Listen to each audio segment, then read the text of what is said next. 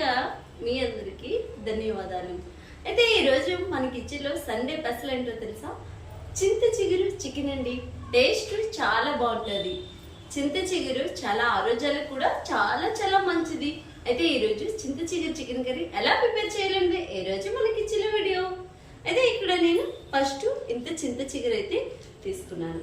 Okay, ఇక్కడ నేను 3/4 kg chicken కూడా తీసుకున్నాను. ఆల్రెడీ సాల్ట్ పసుపు వేసి 3 times అయితే నేను కడిగి పెట్టుకున్నాను. ఇప్పుడు ఇందులో మనం కాస్తంత ఈ చికెన్కి సరిపడగా చికెన్ సాఫ్ట్ అవ్వడానికి కోసం సాల్ట్ని మనం యాడ్ చేసుకోవాలి. ఓకే, సాల్ట్ని వేసుకున్న తర్వాత మనం ఇందులో ఒక 2 spoons వరకు కారాన్ని కూడా మనం వేసుకోవాలి. ఓకే, అలాగే ఒక 1/2 spoon వరకు జీలకర్ర పొడిని కూడా వేసుకోవాలి. అలాగే ఒక 1.5 spoon వరకు కూడా ధనియాల పొడిని కూడా మనం వేసుకోవాలి.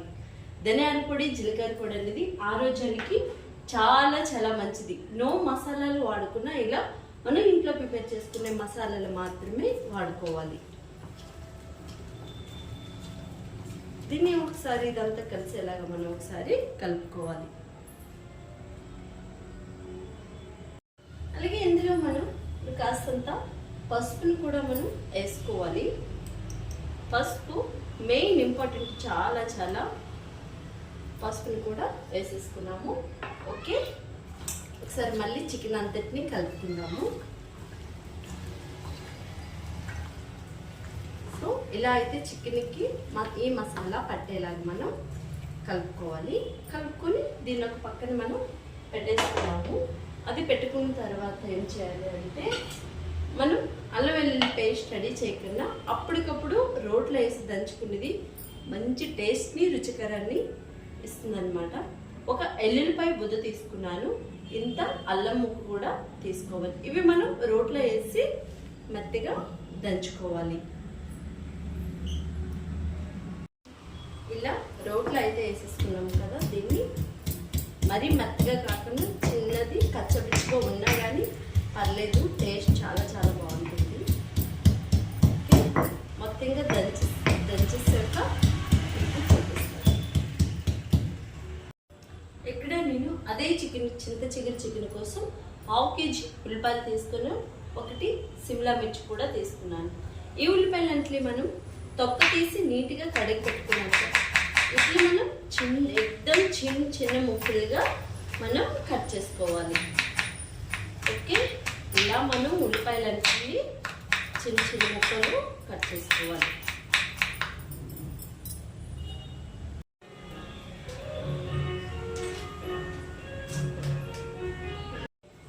ఇక్కడ మనం తీసుకున్న ఉల్లిపాయలు సిమ్లా మిర్చి అయితే మంచిగా కట్ చేసుకున్నాం కదా, మనం మ్యారినేషన్ చేసుకున్న చికెన్లో అయితే వేసేసుకోవాలి. వెరీ సింపుల్ అనమాట. ఈ చికెన్ చేయడం చాలా చాలా టేస్ట్ కూడా ఉంటుంది. వెరీ వెరీ సింపుల్ అనమాట. అయితే ఇక్కడ నేను అల్లం వెల్లుల్లి కూడా కచ్చపిచ్చిగా దంచుకున్నాను కదా మనం. ఇవ్వండి, ఇలా కచ్చపిచ్చిగా అల్లం వెల్లుల్లి కూడా దంచుకోవాలి. దీనంతటిని ఒకసారి మనం మంచిగా కలిపేసుకుందాం.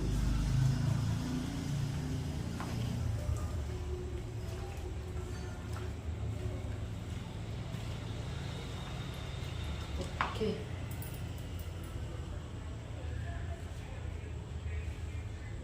మనం ఇక్కడ స్టవ్ పైన బాండీ పెట్టుకున్నాము. బాండీలో 3.5 spoon వరకు కూడా నూనెని పోసుకోవాలి.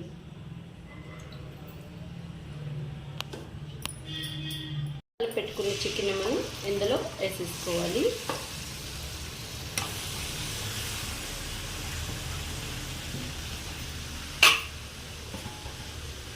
ఇందులో వేసుకుని గ్యాస్ని మనం దీనికి చికెన్కి ఉన్న నీరంతా ఇంకేదాకా కూడా మనం ఒక 15 నిమిషాలు గ్యాస్ని ఐలో పెట్టి ఉడికించుకోవాలి. ఇలా మనం మూత పెట్టుకొని దగ్గరుండి చూసుకోండి, నీరు ఇంకేదాకా మనం ఐలో ఉంచాలి. చికెన్ని మనం ఐలో గ్యాస్ని పెట్టుకొని 15 నిమిషాల తర్వాత నేను మధ్య మధ్యలో కలుపుతూ ఉన్నాను.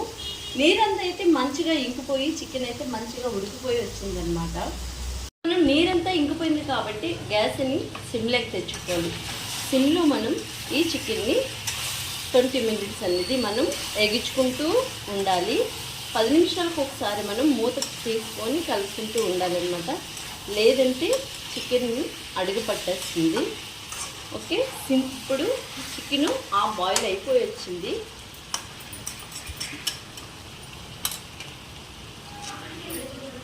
మన చికెన్ 15 నిమిషాలకు ముందు దింపుకుంటాము అనగా 4 పచ్చిమిరపకాయలు 1ని 2గా చీల్చి వేసుకోవాలి.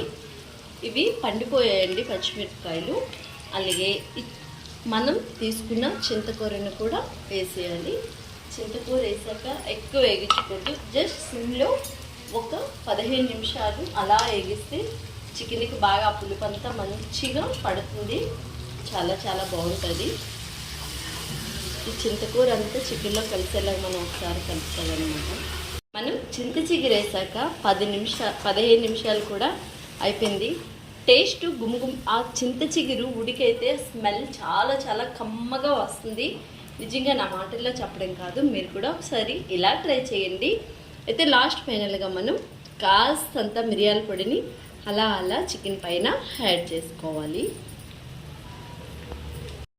పొడి చికెన్లో మిరియాల పొడి వేసాక జస్ట్ చికెన్ అంతా అట్లా కలిపేసి మనం వదిలేయాలన్నమాట.